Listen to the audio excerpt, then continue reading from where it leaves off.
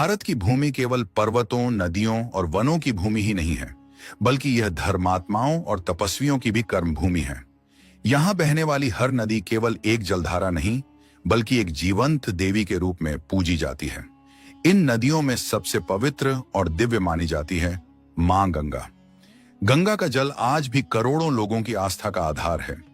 गंगा के हर बूंद में लोग मोक्ष का मार्ग देखते हैं। कोई गंगा को पाप नाशक मानता है, तो कोई इसे पूर्वजों के उद्धार का साधन। लेकिन क्या आपने कभी सोचा है कि यह गंगा जो स्वर्गलोक में बहती थी, पृथ्वी पर कैसे आई? यह कथा केवल एक नदी के धरती पर आने की नहीं है, बल्कि यह है एक राजा के धैर्य, तपस्या और पूर्वजों के प्रति कर्तव्य निभाने की गाथा। यह कथा है एक ऐसे राजा की जिसने अपने पूर्वजों की मुक्ति के लिए अपना पूरा जीवन समर्पित कर दिया, जिसने घोर तप करके स्वर्ग से मां गंगा को धरती पर बुलाया और अपने पूर्वजों को मोक्ष की प्राप्ति करवाई। उस राजा का नाम था महाराज भगीरथ, जिनके अथक प्रयास, अडिग संकल्प और कठोर तपस्या के कारण मां गंगा पृथ्वी पर उतरी और सदा के लिए भागीरथी कहलाई। शुरू करते हैं ये दिव्य कथा। प्राचीन काल की बात है। अयोध्या नगरी में इक्ष्वाकु वंश के एक पराक्रमी और धर्मनिष्ठ राजा राज्य करते थे। उनका नाम था राजा सगर। उनका नाम ही उनके तेज और प्रताप का परिचय देता था। वह न्यायप्रिय, धर्म पालक और प्रजा के हितैषी शासक थे। उनकी कीर्ति चारों दिशाओं में फैली हुई थी। अयोध्या नगरी में यह वो समय था जब सूर्यवंशी वंश का तेज चारों दिशाओं में फैला हुआ था। राजमहल के प्रांगण में हर सुबह शंखनाद गूंजता, मंदिरों की घंटियां बजती और प्रजा अपने राजा को देखकर गर्व का अनुभव करती। उनका साम्राज्य इतना विशाल था कि उत्तर में हिमालय से लेकर दक्षिण में समुद्र तट तक उनकी कीर्ति फैली हुई थी। राजा सगर न्यायप्रिय, दानी और पराक्रमी थे। उनके शासन में अयोध्या की जनता सुख समृद्धि से भरपूर थी। खेतों में सुनहरी बालियां लहलहाती, नगर में व्यापार चलता और प्रजा अपने राजा की प्रशंसा करते नहीं थकती थी। एक दिन राजसभा में बैठे हुए उन्होंने अपने मंत्रियों और पुरोहितों से कहा, हे सभासदों, मैंने सुना है कि अश्वमेध यज्ञ करके ही कोई राजा यह प्रमाणित कर सकता है कि उसके साम्राज्य का विस्तार अपराजेय है। मेरा मन है कि मैं यह यज्ञ करूं ताकि आने वाली पीढ़ियां भी याद रखें कि सूर्यवंश का वैभव असीम था। सभा में मौन छा गया। प्रधानमंत्री ने हाथ जोड़कर कहा, महाराज, आपका साम्राज्य पहले ही चारों दिशाओं में फैला हुआ है। प्रजा सुखी है। फिर भी यदि आप अश्वमेध यज्ञ करना चाहें तो यह उचित ही होगा, क्योंकि यह यज्ञ केवल शक्ति का नहीं, धर्म का भी प्रमाण है। पुरोहित भी बोले, महाराज, अश्वमेध यज्ञ में छोड़ा गया घोड़ा जब चारों दिशाओं में घूमता है और किसी राज्य का राजा उसे रोकता नहीं, तभी वह यज्ञ सिद्ध होता है। यदि कोई राजा उसे रोकता है तो यज्ञकर्ता को युद्ध करना पड़ता है। यदि आप इस मार्ग पर चलना चाहें तो अवश्य चलें। यह वंश की महिमा को बढ़ाएगा। राजा सगर की आंखों में चमक आ गई। उन्होंने तुरंत यज्ञ की तैयारी करने का आदेश दिया। इधर स्वर्गलोक में जब यह समाचार पहुंचा, इंद्रदेव चिंतित हुए। देवताओं के राजा इंद्र का सिंहासन अक्सर डगमगाता रहता था। जब भी कोई महायज्ञ, महातप या महान संकल्प धरती पर होता, इंद्र को भय सताने लगता, कहीं यह मनुष्य मेरे पद को न छीन ले। इंद्र ने जब यह सुना कि सगर अश्वमेध यज्ञ कर रहे हैं तो उनका मन अशांत हो गया। उन्होंने सोचा, यदि यह यज्ञ सफल हो गया तो सगर की कीर्ति सर्वत्र फैल जाएगी। तब देवताओं में मेरा सम्मान घटेगा और मेरा पद संकट में आ जाएगा। मैं यह यज्ञ पूरा नहीं होने दूंगा। यह विचार कर उन्होंने छल करने का मार्ग चुना। इधर अयोध्या में अश्वमेध यज्ञ का घोड़ा सजाया गया। उसका शरीर सुनहरे आभूषणों से अलंकृत था। माथे पर रत्न झटित पट्टिका, गले में घंटियां और शरीर पर सुगंधित चंदन का लेप। घोड़े को आभूषणों के साथ छोड़ दिया गया। वह नदियों, वनों और नगरों को पार करता हुआ गर्व से चलता जा रहा था। उसके साथ राजा सगर के 60,000 पुत्र भी उसकी सुरक्षा में थे। लेकिन एक दिन जब सगर के पुत्र विश्राम कर रहे थे तो इंद्रदेव ने अवसर देखकर घोड़े को अदृश्य कर दिया। वह उसे लेकर कपिल मुनि के आश्रम में पहुंचे और वहीं बांध दिया। जब घोड़ा अचानक लापता हो गया तो सगर के पुत्र व्याकुल हो उठे। एक पुत्र ने कहा, भाइयों, घोड़ा गायब हो गया है। बिना इसके यज्ञ अधूरा रह जाएगा। चलो इसे ढूंढते हैं। वे सब चारों ओर फैल गए। पर्वत, नदियां, वन, नगर, हर जगह घोड़े की खोज हुई। अंततः वे समुद्र तट के समीप पहुंचे, जहां एक गहन वन था। वहां सघन वृक्षों के बीच एक शांत आश्रम खड़ा था। पक्षियों के मधुर स्वर सुनाई दे रहे थे और मुनि के शिष्य वेद पाठ कर रहे थे। उन्होंने देखा आश्रम में घोड़ा बंधा हुआ था। सगर पुत्र भीतर घुसे और देखा कि एक तेजस्वी अर्षि गहन ध्यान में लीन बैठे हैं। उनके शरीर से आभा प्रस्फुटित हो रही थी। यही थे कपिल मुनि। सगर पुत्रों ने एक दूसरे को देखा और क्रोध से भर उठे। उन्होंने क्रोधित होकर कहा, देखो, यही तपस्वी हमारे यज्ञ का अश्व चुरा लाए हैं। ध्यान का ढोंग करके यज्ञ को बिगाड़ना चाहते हैं। उन्होंने कहा, हे मुनि, तुम आर्षि होकर चोरी करते हो? ये घोड़ा हमारे पिता के यज्ञ का है, इसे लौटाओ, अन्यथा हम बलपूर्वक ले जाएंगे। पर मुनि मौन रहे। वे समाधि में लीन थे। तब सगर पुत्रों ने और भी कठोर वचन कहे, तुम हमारे पिता के वैभव से जलते हो, इसलिए घोड़े को छिपाकर यहां बांधा है। अब हम तुम्हें दंड देंगे। यह अपमान सहना कपिल मुनि के लिए कठिन था। धीरे धीरे उन्होंने अपनी आंखें खोली। उनकी दृष्टि अग्निज्वाला समान प्रज्वलित थी। कपिल मुनि ने क्रोधित होकर कहा, अरे मूर्खों, तुमने एक ब्रह्मर्षि पर चोरी का आरोप लगाया, तपस्या और ध्यान में लीन साधु पर क्रोध किया। तुम्हारा यह अपराध असहनीय है। जैसे ही उनके नेत्र पूरी तरह खुले, वैसे ही उनके तेज से भयंकर अग्नि प्रकट हुई। वह ज्वाला इतनी प्रचंड थी कि क्षण भर में राजा सगर के 60,000 पुत्र वहीं जलकर भस्म हो गए। आश्रम पुनः शांत हो गया। केवल राख और घोड़ा शेष रह गया। जब यह समाचार अयोध्या पहुंचा तो राजा सगर का हृदय शोकाकुल हो उठा। राजा सगर दुखी स्वर में बोले, हाय, मेरे 60,000 पुत्र सब नष्ट हो गए। हे प्रभु, यह कैसा विधि का विधान है? सभा मौन थी। राजमहल शोक में डूबा था। प्रांगण में चारों ओर सन्नाटा छाया था। स्त्रियां करुण विलाप कर रही थीं। सेवक उदास बैठे थे और स्वयं राजा सगर गहरे दुख में डूब चुके थे। उनके नेत्र लाल हो चुके थे, मानो भीतर का सारा साहस टूट गया हो। उनके सामने खड़ा था उनका एकमात्र जीवित पुत्र अंशुमान। राजकुमार की आंखों में भी आंसू थे। राजा सगर ने भारी मन से कहा, वत्स अंशुमान, मेरे प्राण तो अब भी जीवित हैं, परंतु मेरा हृदय मर चुका है। मेरे 60,000 पुत्र अग्नि में भस्म हो गए। उनकी आत्माएं बिना संस्कार के भटक रही होंगी। यदि उनका उद्धार न हुआ तो वंश पर कलंक लगेगा। अब तू ही उनका तारणहार है। जाकर कपिल मुनि से प्रार्थना करो और उनकी मुक्ति का उपाय क्या है यह पूछो। अंशुमान ने हाथ जोड़कर उत्तर दिया, पिताश्री, मैं आपके आदेश को सिर आंखों पर रखता हूं। भाइयों की आत्माएं मेरी भी आत्मा का अंग हैं। यदि उनके उद्धार के लिए मुझे प्राण भी त्यागने पड़े तो मैं पीछे नहीं हटूंगा। राजा सगर की आंखों में हल्की सी चमक आई। उन्होंने पुत्र के सिर पर हाथ रखा और आशीर्वाद दिया। अंशुमान घोड़े के साथ कपिल मुनि के आश्रम पहुंचे। आश्रम का वातावरण दिव्य था। चारों ओर वेद पाठ की गूंज, सुगंधित धूप, पवित्र सरोवर और तपस्वियों का गंभीर मौन। मुनि अभी ध्यान से उठे थे। उनके नेत्र कमल की तरह शांत और निर्मल थे। अंशुमान ने घोड़े को नमस्कार किया, फिर मुनि के चरणों में गिर पड़े। गुरुदेव, मैं अयोध्या के सम्राट सगर का पुत्र अंशुमान हूं। मेरे भाइयों ने आपके आश्रम में आकर अपराध किया। उन्होंने आप पर चोरी का दोष मढ़ दिया। उसी पाप के कारण वे भस्म हो गए। मैं आपसे क्षमा याचना करने आया हूं। कृपा करके मुझे बताइए कि उनकी आत्माओं की मुक्ति का क्या उपाय करूं। कपिल मुनि ने करुणा से अंशुमान की ओर देखा। वत्स, तेरे भाइयों ने जिस प्रकार अधर्म किया उसका यही परिणाम था, लेकिन मैं देखता हूं कि तेरे हृदय में विनम्रता और धर्म भाव है। तो सुनो, उनके उद्धार का एक ही मार्ग है। जब तक गंगा स्वर्ग से धरती पर नहीं आती और उनके अस्थि अवशेषों को स्पर्श नहीं करती, तब तक उनकी आत्माएं मुक्त नहीं होंगी। अंशुमान यह सुनकर चकित रह गए। उसने कहा, गुरुदेव, गंगा तो स्वर्ग की पावन नदी है, क्या मनुष्य उसे पृथ्वी पर ला सकता है? कपिल मुनि ने कहा, वत्स, केवल गहन तपस्या और अटूट भक्ति से ही यह संभव है। यदि तू गंगा को धरती पर ला सका तो तेरे भाइयों को मोक्ष अवश्य मिलेगा। अंशुमान ने कपिल मुनि के चरणों में झुककर प्रणाम किया। उस दिन से अंशुमान ने गंगा को पृथ्वी पर लाने का संकल्प लिया और वह वन में चले गए और कठोर तप करने लगे। कभी कई कई दिनों तक उपवास करते, कभी केवल वायु पर जीवित रहते, कभी जलती धूप में खड़े होकर गंगा माता का नाम जपते।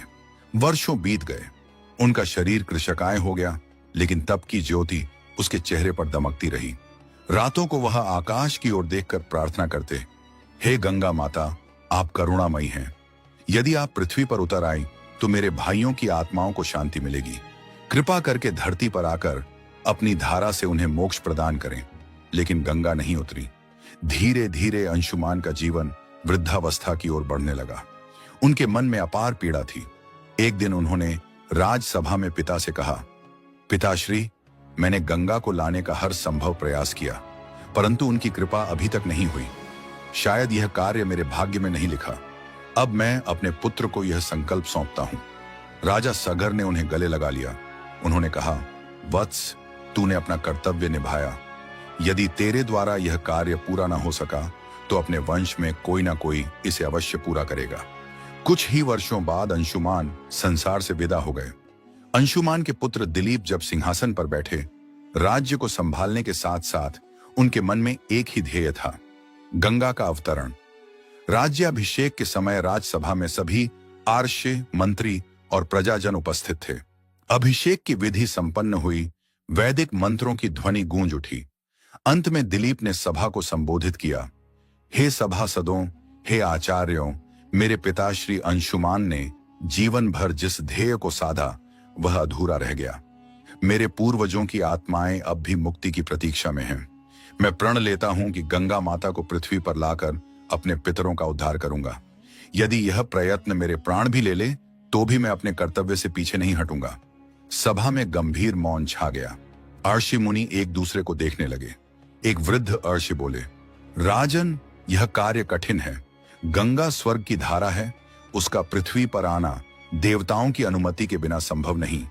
किंतु यदि तुम्हारा संकल्प अटल है तो तपस्या का मार्ग ही एकमात्र साधन है। राजा दिलीप ने अपने कर्तव्यों को नहीं छोड़ा।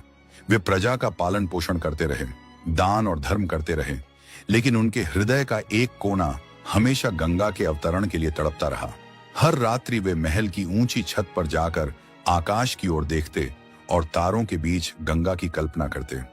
उनकी आंखों में एक ही प्रार्थना होती, हे गंगा माता, कब वह दिन आएगा जब आप पृथ्वी पर उतरेंगी और मेरे पितरों की आत्माओं को मुक्त करेंगी।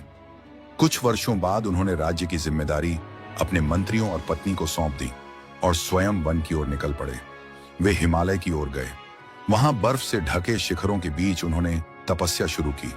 कभी वे कठोर जप करते, कभी पंचाग्नि में बैठकर प्रार्थना करते, कभी उपवास करते, कभी केवल जल पर ही जीवन यापन करते।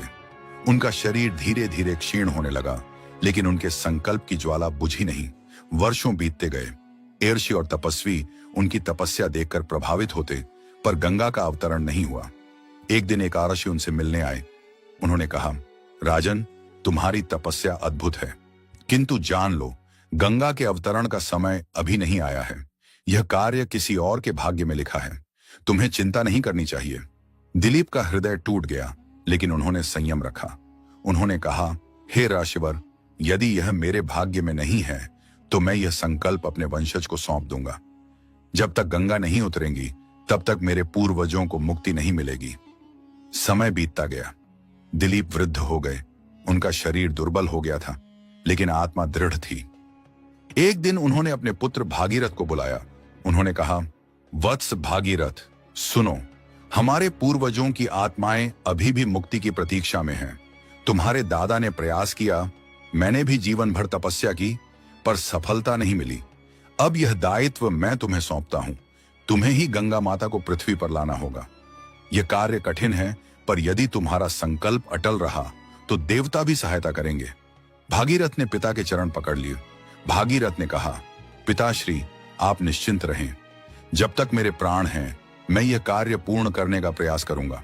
मैं गंगा माता को पृथ्वी पर लाऊंगा और अपने पितरों को मोक्ष दिलाऊंगा। दिलीप की आंखों से आंसू बह निकले। उन्होंने पुत्र को गले से लगाया और संतोष की सांस ली। कुछ ही समय बाद दिलीप ने प्राण त्याग दिए।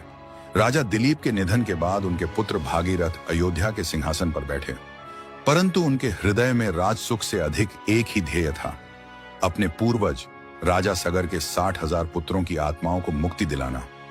राजमहल की शानो शौकत के बीच भी उनके मन में एक ही विचार उठता, यदि मैं गंगा को पृथ्वी पर ला सका तभी मेरे पूर्वजों का उद्धार होगा। एक दिन राजसभा में वे सबके सामने उठे। उनका स्वर दृढ़ था, मैं प्रण करता हूं कि अपने पूर्वजों की मुक्ति के लिए कठोर तप करूंगा। जब तक गंगा पृथ्वी पर न उतरेगी, मैं चैन से न बैठूंगा। सभा मौन हो गई। मुनि, मंत्री, प्रजा सभी ने भागीरथ के इस संकल्प का स्वागत किया। भागीरथ ने राज सिंहासन त्याग दिया और हिमालय की ओर प्रस्थान किया। बर्फ से ढकी चोटियों, वेगवान नदियों और वन प्रदेशों से गुजरते हुए वे गंगोत्री के समीप पहुंचे। वहां वे ब्रह्म जी की तपस्या में लीन हो गए। कभी महीनों तक वे केवल वायु का सेवन करते, कभी जल की एक बूंद तक ग्रहण न करते। तप की उष्णता से उनका शरीर सूखकर हड्डियों का ढांचा हो गया, किंतु उनके नेत्रों में अटूट तेज और अटल श्रद्धा झलकती थी। हजारों वर्षों की तपस्या के बाद ब्रह्मा जी प्रकट हुए। आकाश में प्रकाश फैल गया। ब्रह्मा जी ने कहा, भागीरथ, तुम्हारी तपस्या से मैं प्रसन्न हूं। भागीरथ ने हाथ जोड़कर कहा, भगवान, कृपा करके माता गंगा को पृथ्वी पर भेजें। मेरे पूर्वजों की आत्माएं मुक्ति की बाट जोह रही हैं। ब्रह्मा जी ने गंभीर स्वर में कहा, गंगा का वेग अत्यधिक है। यदि वह सीधे पृथ्वी पर उतरेगी तो संपूर्ण पृथ्वी डूब जाएगी। देवाधिदेव महादेव शिव ही गंगा के वेग को धारण कर सकते हैं। पहले तुम्हें उनको प्रसन्न करना होगा, तभी गंगा का धरती पर आना संभव है।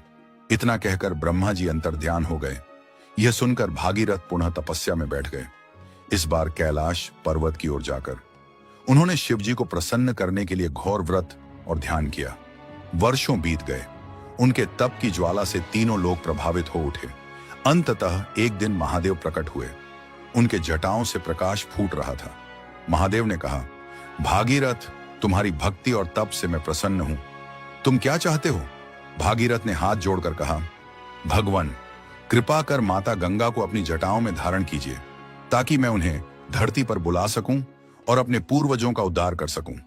महादेव मुस्कुराए और बोले, अवश्य, मैं गंगा को अपनी जटाओं में समेट लूंगा और फिर धीरे धीरे पृथ्वी पर छोड़ दूंगा। जब गंगा को पता चला कि उसे पृथ्वी पर उतरना है, तो उसने अहंकार से कहा, मैं स्वर्ग की दिव्य नदी हूं। पृथ्वी मेरी धारा को सहन नहीं कर पाएगी। मैं अपने प्रचंड वेग से सीधे धरा पर गिरूंगी और सबको डुबा दूंगी। शिव यह सुनकर मुस्कुराए। गंगा ने अपने वेग से पृथ्वी की ओर छलांग लगाई, परंतु शिव ने अपनी जटाओं को फैला दिया और पूरी की पूरी गंगा को उनमें कैद कर लिया। गंगा बहने के लिए छटपटाने लगी, किंतु शिव की जटाएं अभेद्य थीं।